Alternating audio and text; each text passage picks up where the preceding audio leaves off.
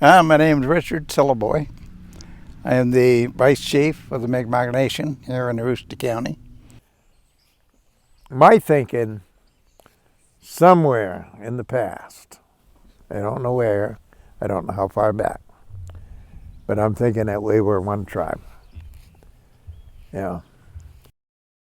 Because the language is so similar, and it's just, I believe that it's changed because the Maliseets kind of set up on the St. John River. The Passamaquoddy was more coastal, and they set up down along the St. Croix. And the Micmacs stayed on the eastern part of New Brunswick and in Nova Scotia. So my sister married Valentine Pulches, and he's Maliseet. And she became fluent in the Maliseet language in a matter of a few years. And Valentine, he says, I only want to know enough Micmac so I can get a head start when they're going to beat me up. Yeah, that's what he wanted to know. And no, it's Wabus. Wabus is a rabbit, and the Maliseets say Waboos. It's just different. In my language, an axe is Demegan. In their language, it's Demekan. So it's just little things like that. Yeah. When you take a look at the Mi'kmaq Nation, it's very unique because you have people from Mariah or Guescabegia, and then from Listuguj, which is in Quebec, they would come down. Then you have people in New Brunswick that were from Elsipogtog, Red Bank, and so on. The other Eel Ground, Eel River Bar, and Red Bank, they would come over and they would work. And then you have people from Nova Scotia that would come in as well.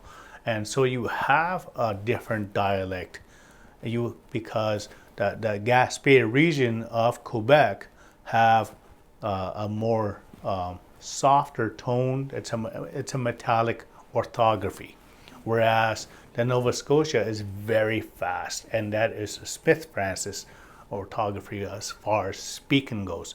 And so you have these two dialects meeting up. Now, according to Richard Syllaboy had said, what I found out by doing surveys and meeting with people, all the Micmacs from southern Aroostook, we all come from Nova Scotia. Mars Hill, Presque Isle area, all of those Micmacs came from Big Cove, eastern New Brunswick. North, Caribou and north, all of those Micmacs came from Restigouche or Mariah. It was, yeah, I was sitting there one day and that come to me and I said, well, ain't this something? Even as Micmacs in Aroostook County, we kind of isolated ourselves. So it's a mixture of people that have lived from different areas. Today, when I'm teaching the language to the people, I have to be careful of which dialect to use. So I try to combine both of them. It's very difficult because as a linguist, you're looking at using G's, like M-I-G, M-A-G, Mi'kmaq, whereas Smith Francis uses M-I-K, M-A-Q.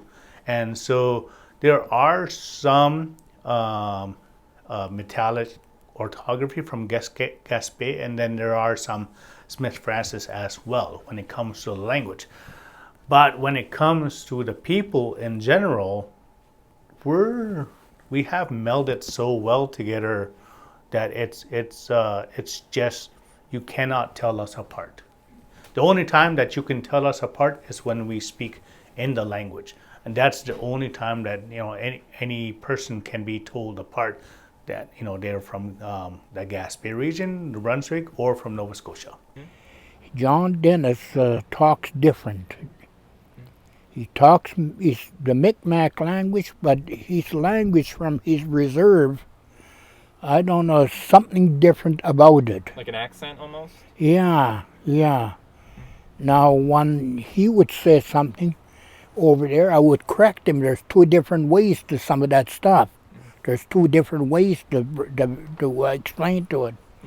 And I would go over there and at nighttime, and we would have a class over there, and I'd listen to him talk for 2-3 days. I said, now listen to him talk first. And when I opened my mouth, he said well, I was a big help to him. He said, the way you say your words in Micmac. I used to tell him, Medellin, and I tell him, what do you get cook? And he would say, yeah, it's a nice day, Freddie. And I would tell him, how you doing, and in Micmac. Medellin, I would tell him, how are you? I would talk like that to him. I know how, I never forgot my language. If when somebody speaks to me, I can pick it right up. See, I can pick it right up. It's just so many white people, that's all they do is talk English. And I growing up, like I told you a while ago, I noticed the English, there's no laughter to it much. It's a serious thing. I growing up like that thinking, I said, you know, this English speaking, they're serious. When they say something, it's all it is serious. There's no laugh, nothing at all. Not much. Now the Mikmaq language, when you're talking to somebody, they're always laughing, joking, you know.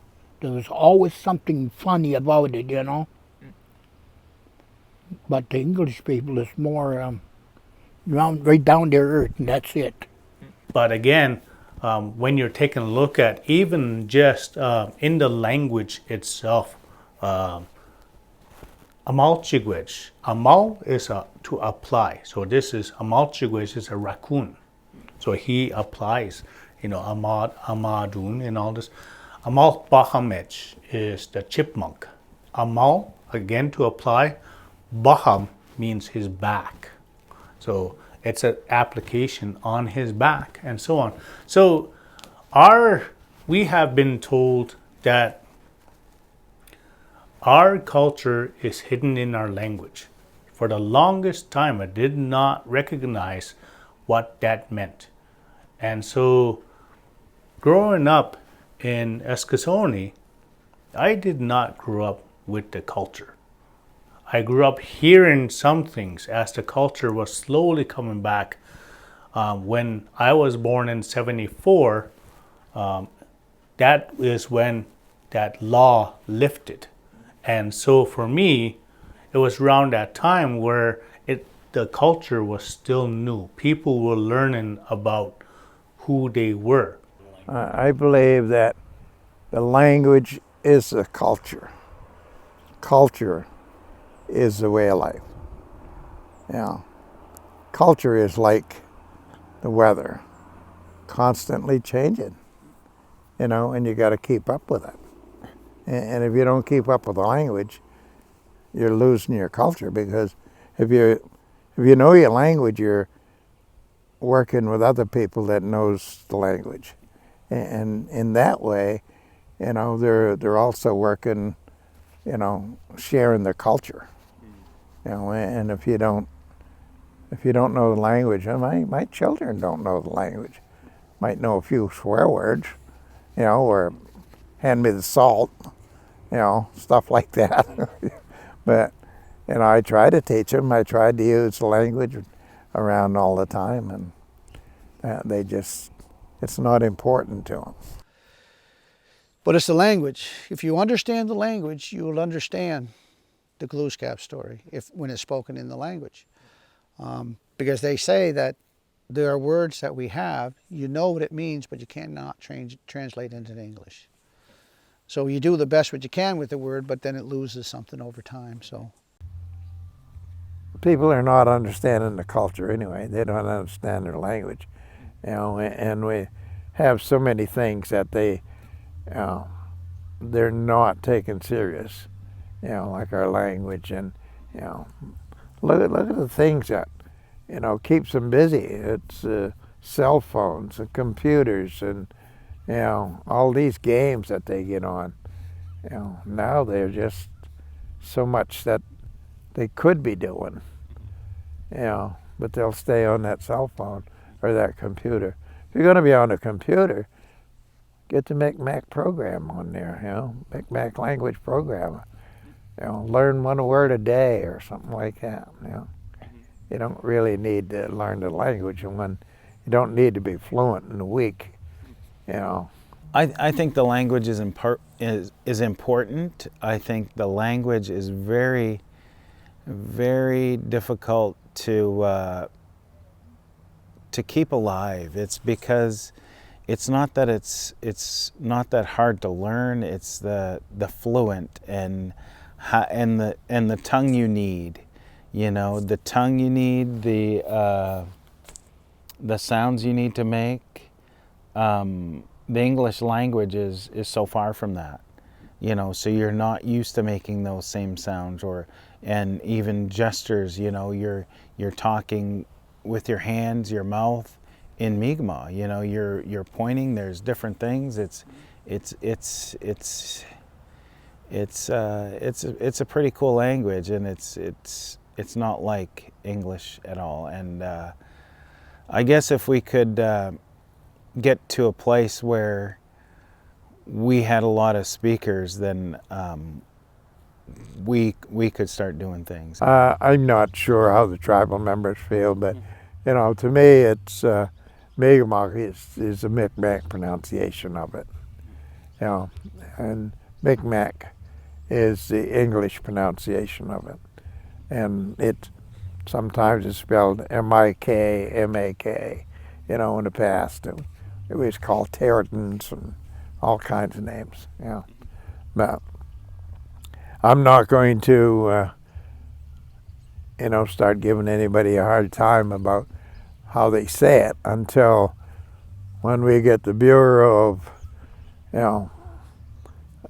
we get Mi'kmaq Health, Indian Health Service right now.